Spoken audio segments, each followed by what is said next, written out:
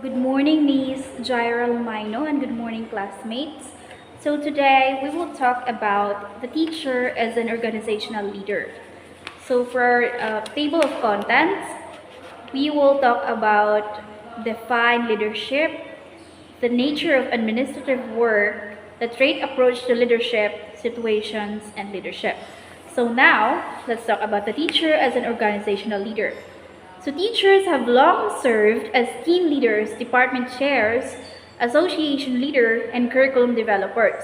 In those roles, teachers have often served as representatives rather than leaders who enact change, by Livingstone in 1992. So when you say in those traditional way, before, teachers are served as representatives rather than leaders who enact change. So teachers before often follow continuity, being the conduits of knowledge, being the source of knowledge, rather than conforming change. So unlike now, in today's generation, the teachers changes some.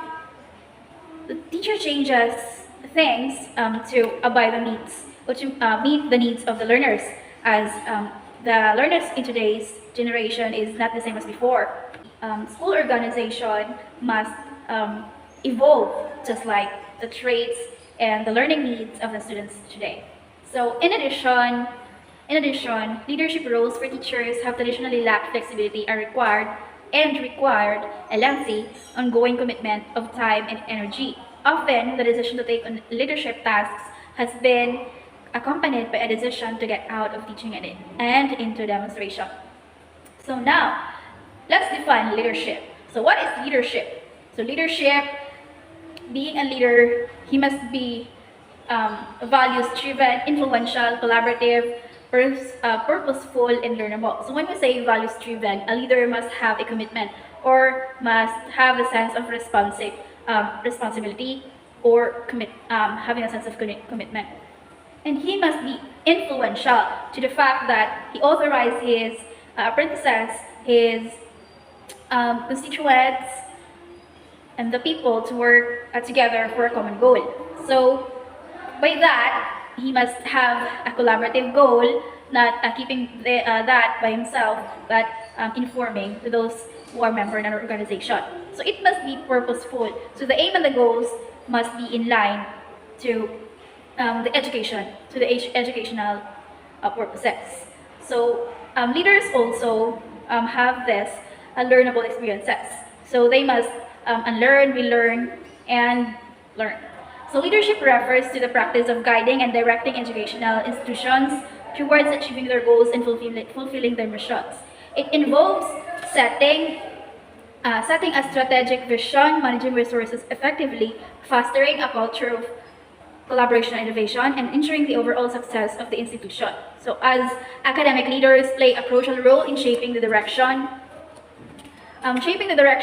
of universities and colleges, influencing teaching methods, research priorities, and community engagement efforts. So in academic settings, leadership encompasses various roles such as presidents, vice presidents, deans, and other administrative positions that are responsible for overseeing different aspects of the institution. Academic leaders are expected to demonstrate qualities such as effective communication skills, strategic thinking, decision-making abilities, and commitment to diversity, equity, and inclusion. So in summary, leadership involves guiding educational institutions through effective decision-making, fostering collaboration among diverse stakeholders, promoting innovation in teaching and research practices, and upholding values of excellence and inclusivity.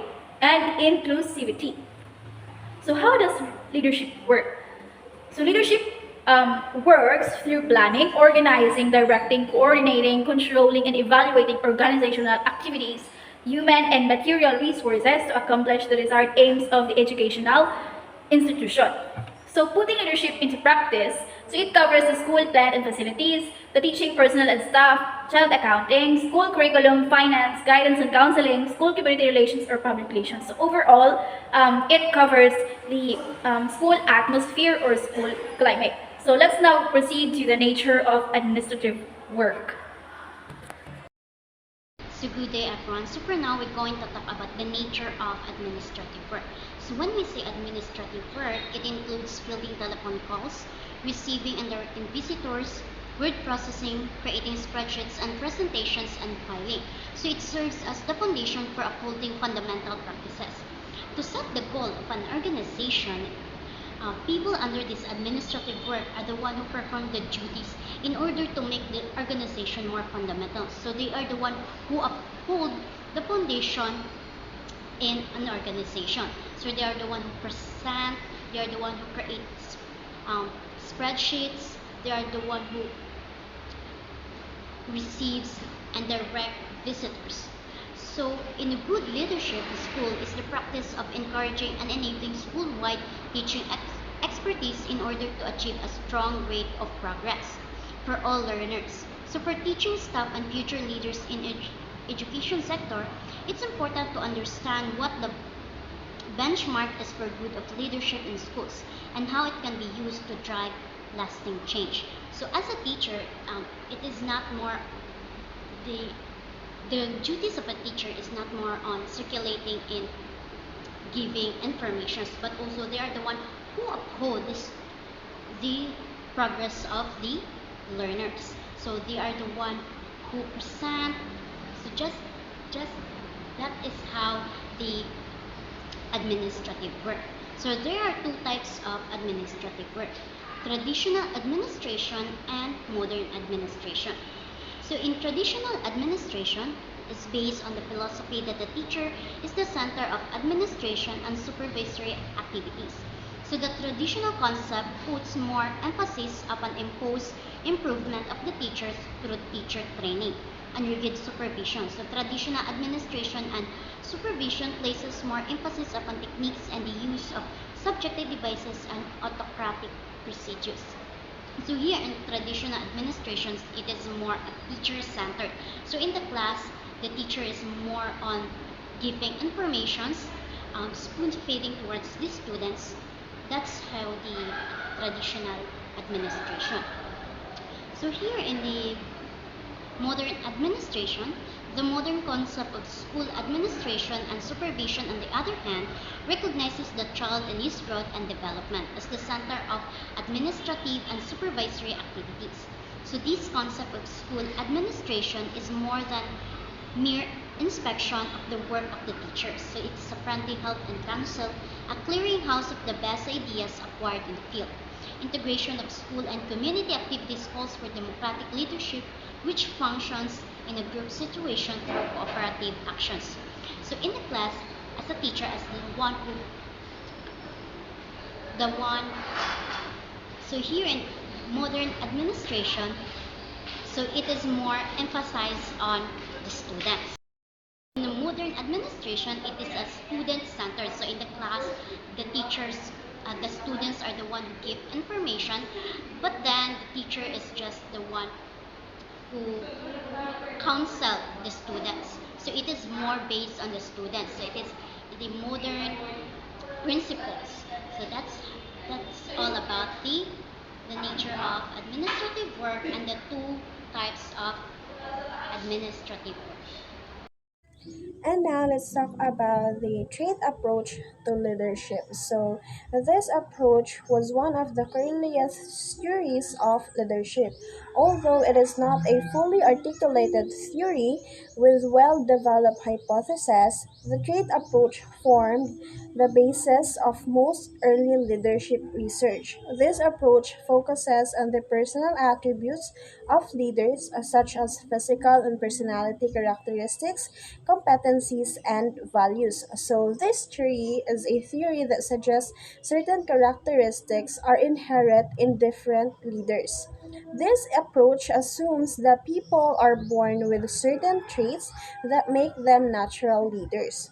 Some common traits associated with effective leadership includes intelligence, confidence, charisma, determination, and emotional intelligence. So, proponents of this trait approach believe that individuals who possess these traits are more likely to be successful leaders. However, there are some critics of this approach argue that leadership effectiveness is also influenced by situational factors and the context with which leadership occurs. This trait approach to leadership is important as it helps in identifying and developing key qualities and characteristics that can contribute to effective leadership. The trait-based leadership can help in creating a positive school culture, fostering collaboration, and inspiring and motivating students and colleagues. While the trait approach is one of the many approaches to leadership, it can be valuable in guiding teachers to enhance their leadership skills and make a positive impact in educational settings. Now let's proceed to leadership threats. So threats researchers often develop lists of characteristics that they believe were related to successful leaders.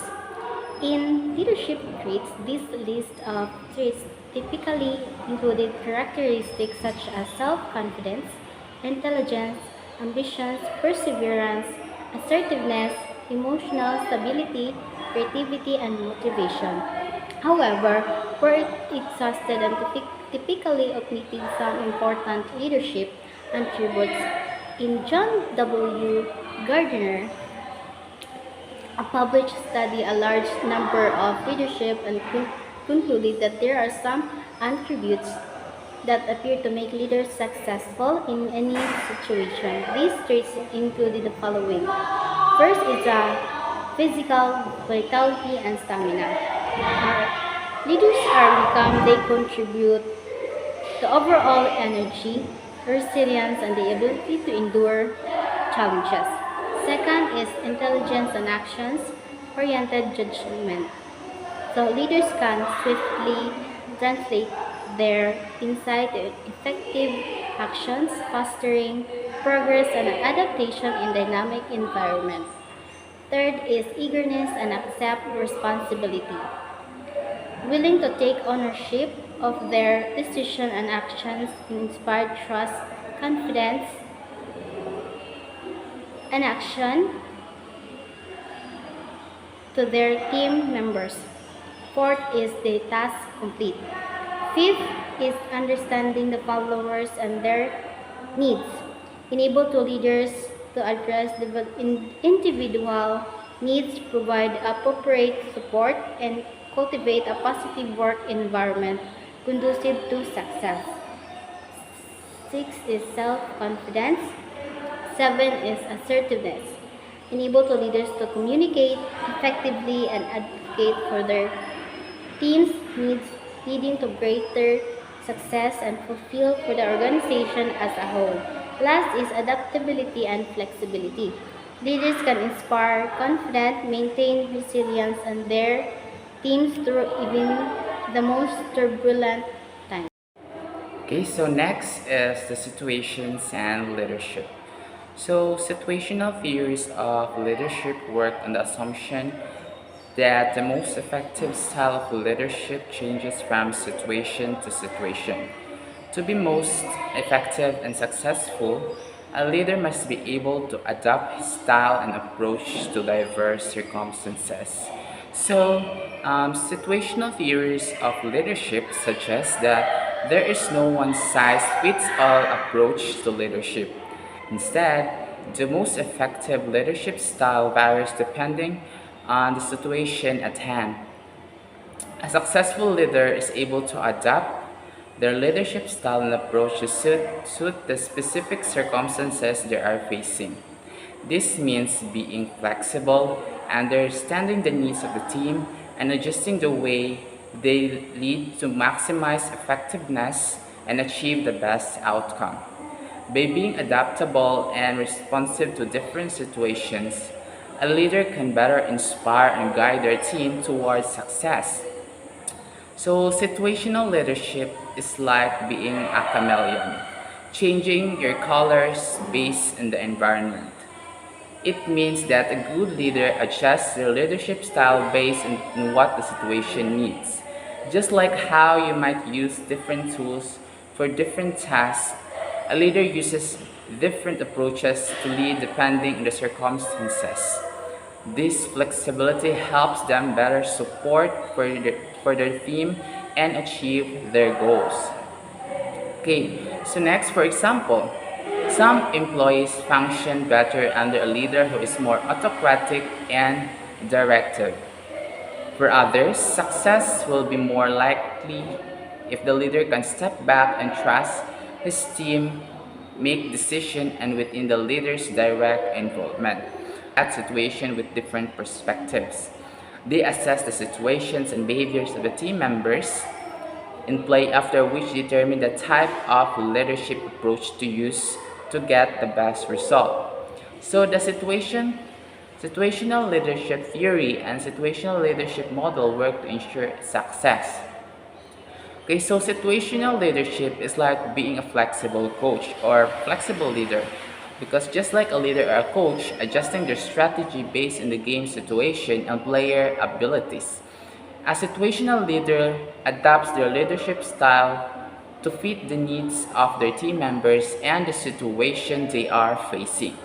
So this helps leader provide the right support and guidance at the right time, leading to better communication, trust, and team performance.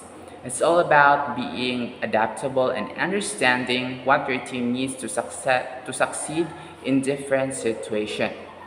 Okay, so first is directing. Okay, so this style is suitable for followers who lack both competence and commitment. The leader provides clear instructions, sets goals, and closely monitors progress. In education, this style may be used with introducing new concepts or skills who are not yet confident in their abilities. Okay, so the directing leadership style is like a teacher guiding students who are new to subject and may not feel very confident yet. In this style, the leader gives clear instructions, sets specific goals, and keep a close eye on how things are progressing. It's all about providing clear direction and support to help individuals who are still learning to gain the skills and confidence they need to succeed.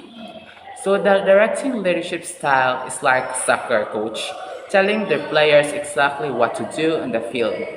The coach gives clear instructions, point out what needs to be done, and watches closely to make sure everyone is doing the right thing. It's all about giving clear guidance and support to help the team achieve their goals. Okay, so next is coaching. So coaching, this style is appropriate for followers who possess adequate competence but require more guidance and support to improve commitment. The leader provides feedback, encourages self-correction, and offers suggestions for improvement.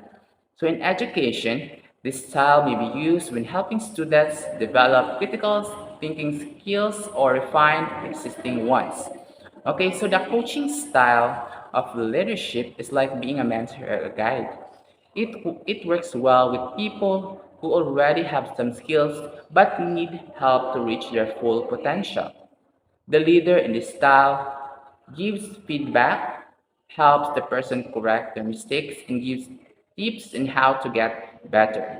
So in education, this approach is used to help students think more deeply about what they are learning and improve their skills by guiding them through the process. So coaching leadership style is like being a sports coach. Just like a coach helps athletes improve their skills and reach their goals, a coaching leader helps their team members grow and develop in their roles. The leader provides guidance, support, and feedback to help team members succeed. It's all about helping others reach their full potential through encouragement and advice. So next is supporting. So this style or this leadership style is effective for followers who have high competence but low commitment. This, the leader provides emotional support and creates a positive learning environment that fosters motivation and engagement.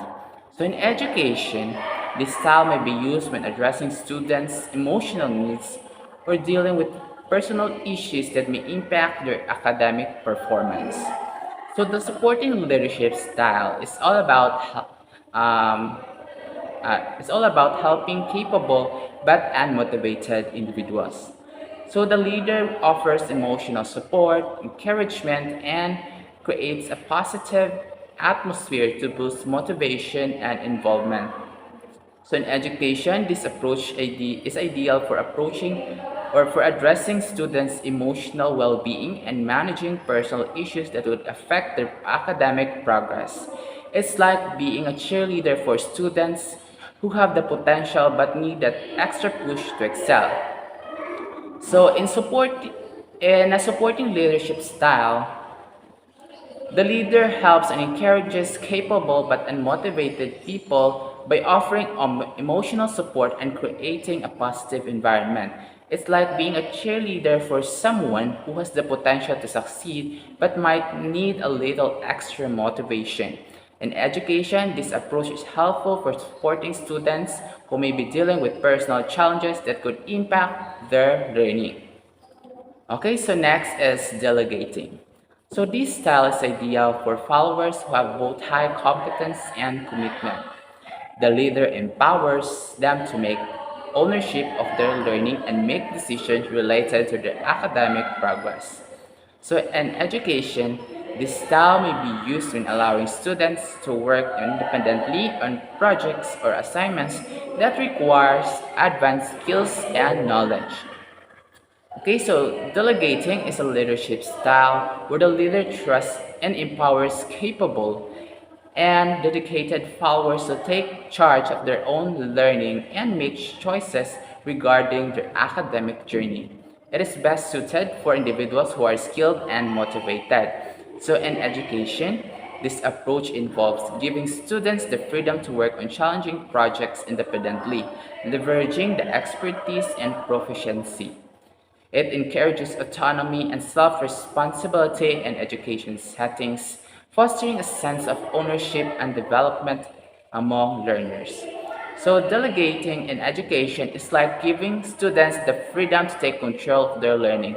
It's like teacher trusting students to work the projects on their own, using their skills and knowledge. Students get to make decisions and be responsible for their own learning. It's a way to help students become more independent and motivated in their studies. Okay, so by applying the situational leadership theory and those models in education, educators can effectively cater to the diverse needs of their students and create a more inclusive learning environment where every student has an opportunity to succeed. Additionally, research suggests that situational leadership can lead to increased student engagement, improve academic performance, and enhance the teacher-student relationship. So this situational leadership in education means that teachers adapt their approach based on each student's needs. This helps create a supportive environment where all students have a chance to thrive. Research shows that this method boosts students' participation, better academic results, and strengthens the bond between teachers and students. In simpler terms, by adjusting their leadership style to fit the situations, educators can make learning more engaging and effective for everyone. So, situational leadership in education is like being a flexible teacher. Just like how you might change your strategy when playing different games or sports. Teachers change how you might change your strategy, how they teach based what each student needs. So this helps students learn better and feel more supported in the classroom. Okay, so it's all about being adaptable and finding the best way to help each student succeed.